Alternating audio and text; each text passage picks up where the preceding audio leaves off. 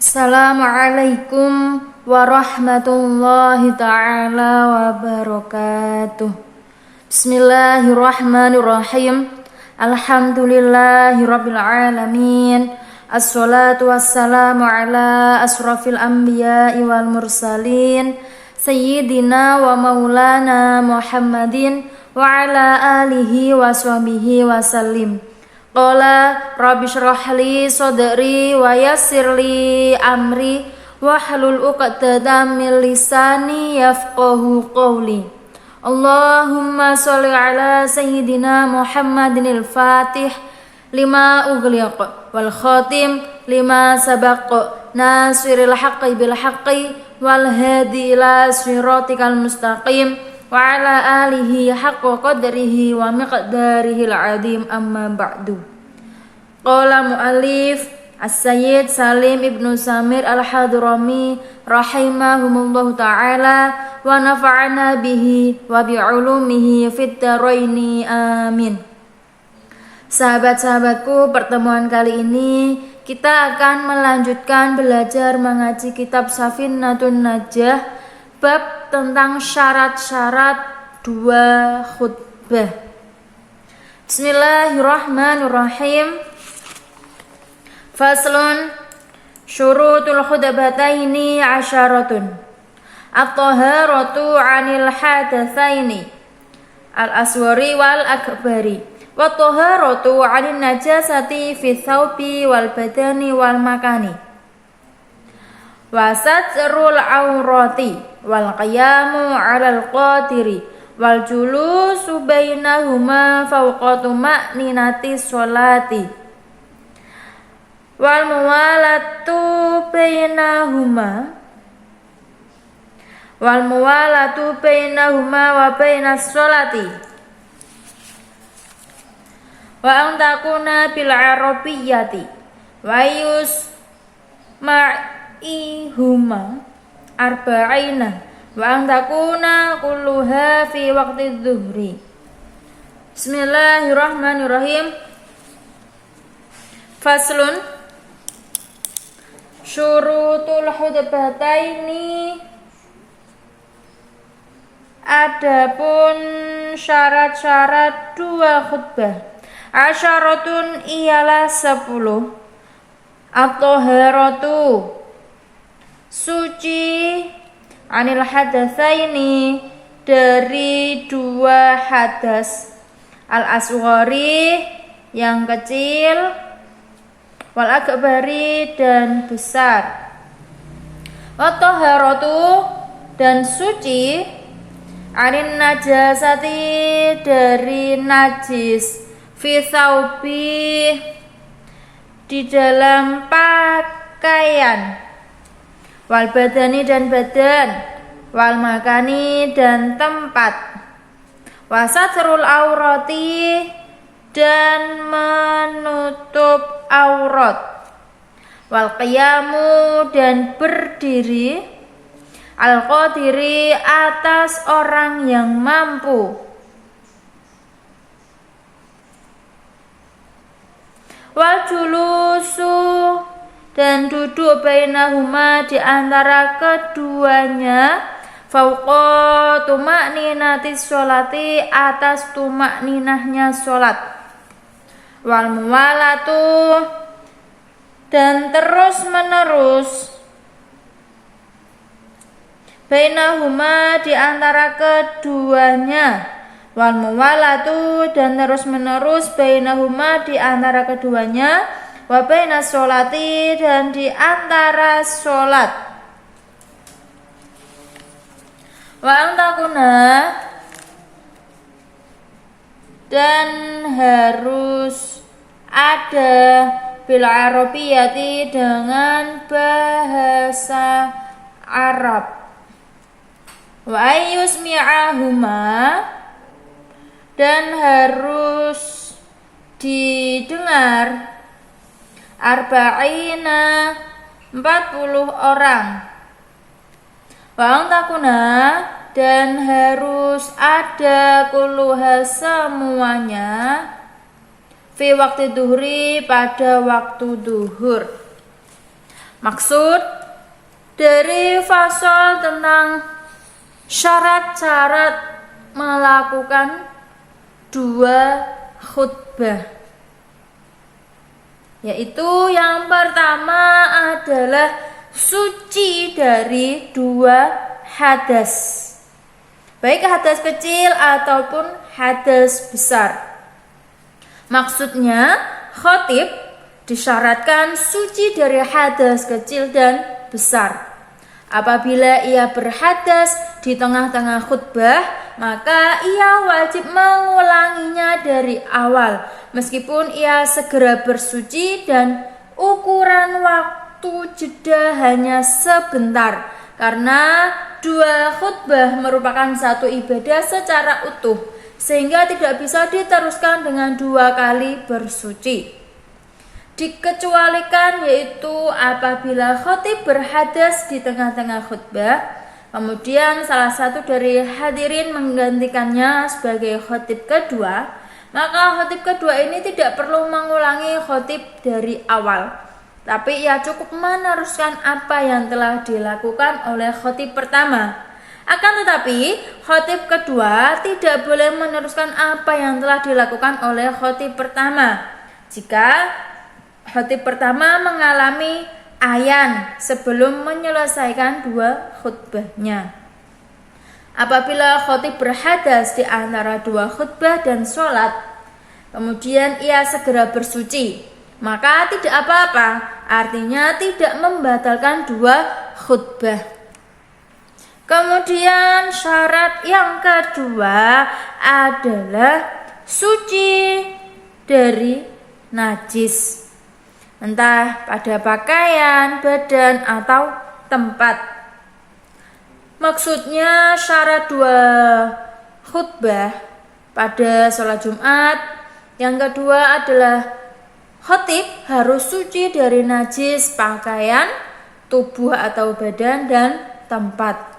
Begitu juga sesuatu yang tersambung dengan pakaian, tubuh, dan tempat harus suci dari najis, seperti pedang atau tongkat.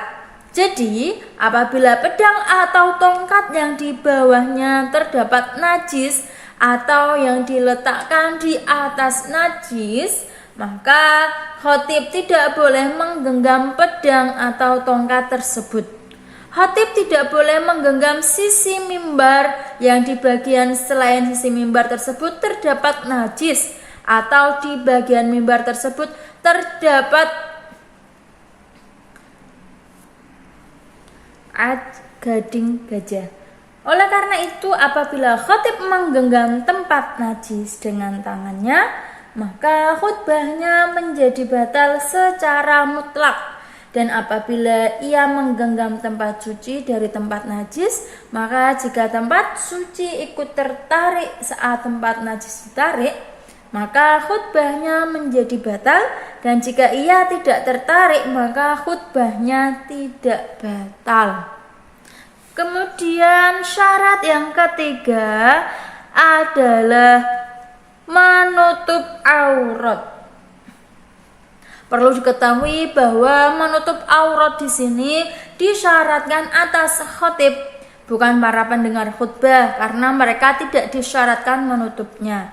Selain itu, para pendengar khutbah tidak disyaratkan harus suci dari hadas dan najis. Mereka tidak disyaratkan harus berada di tempat sholat saat khatib berkhutbah. Mereka tidak disyaratkan harus paham atas khutbah yang mereka dengar. Demikian ini dikutip oleh Ziyadi dari Ibnu Hajar. Mereka tidak disyaratkan niat khutbah. Bajuri berkata, niat khutbah hanya disyaratkan atas khatib, karena dua khutbah menduduki dua rakaat sebagaimana menurut pendapat yang dikatakannya. Oleh karena itu, ketika khatib berkhutbah, maka seolah-olah ia sedang melakukan dua rakaat. Berbeda dengan para pendengar khutbah, mereka tidak dianggap sebagai seolah-olah sedang melakukan dua rakaat. Menurut Dohir, khutbah yang dilakukan oleh khatib yang tidak mampu menutup aurat tetap dihukumi sah. Sedangkan khutbah yang dilakukan oleh khatib yang tidak mampu suci dari hadas dan najis dihukumi sah. Kemudian yang nomor 4 yaitu berdiri jika mampu. Rafi'i berkata, sesungguhnya para ulama menyebut berdiri dalam pembahasan 2 khutbah Jumat sebagai syarat dan dalam sholat sebagai rukun. Imam Haramain berkata, tidak ada larangan menyebut berdiri sebagai rukun dari satu tempat dan sebagai syarat di tempat yang lain. Sebagian ulama menjelaskan perbedaan ini dengan perkataannya, yaitu tujuan berdiri dan duduk dalam sholat adalah sebagai bentuk khidmah atau mengabdikan diri kepada Allah, sehingga keduanya disebut sebagai 2 rukun dalam sholat. Sedangkan tujuan pokoknya dari khutbah adalah menasehati, bukan berdiri untuk menasehati, sehingga menyebut berdiri sebagai syarat dalam khutbah adalah yang lebih dibenarkan. Demikian ini disebutkan oleh Ziyadi. Kemudian yang nomor 5 adalah duduk antara 2 khutbah. Syarat kedua khutbah Jumat yang kelima adalah bahwa khatib duduk di antara 2 khutbah dengan duduk yang melebihi tumakninah dalam sholat. Pengertian pernyataan duduk yang melebihi tumakninah dalam sholat adalah irtiqa dan wusul.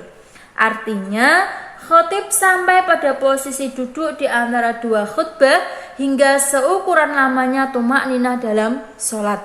Jadi, yang dimaksud dengan pernyataan tersebut bukan khatib duduk di antara 2 khutbah dengan duduk yang lamanya melebihi lamanya tumakninah dalam sholat. Karena di dalam duduk di sini tidak disyaratkan demikian.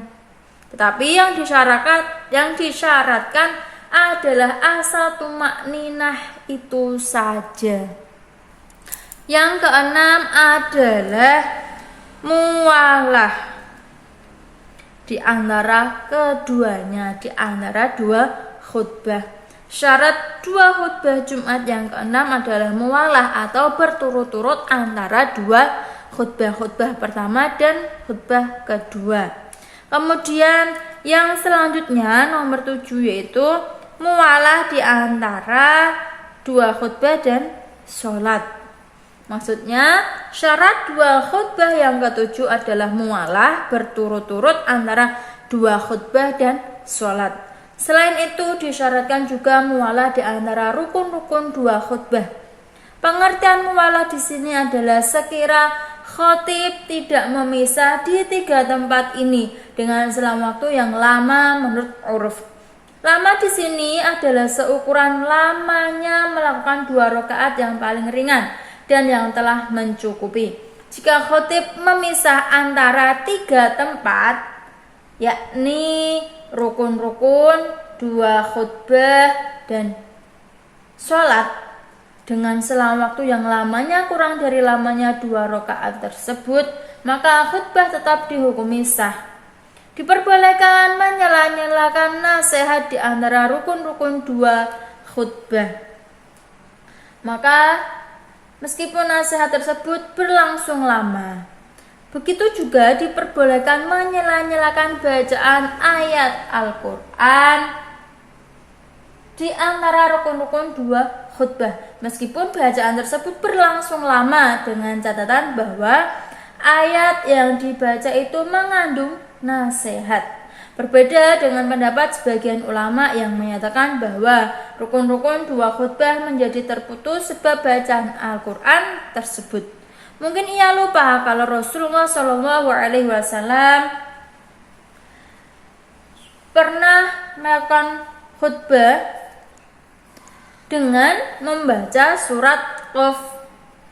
Demikian ini difaedahkan oleh Bajuri. Suwaifi berkata, apabila khatib mengetahui kalau dirinya telah meninggalkan satu rukun tertentu, tetapi ia tidak tahu apakah rukun yang ditinggalkannya itu ada di khutbah pertama atau khutbah kedua. Maka apakah diwajibkan atas khatib mengulangi dua khutbahnya atau hanya mengulangi khutbah baru keduanya saja?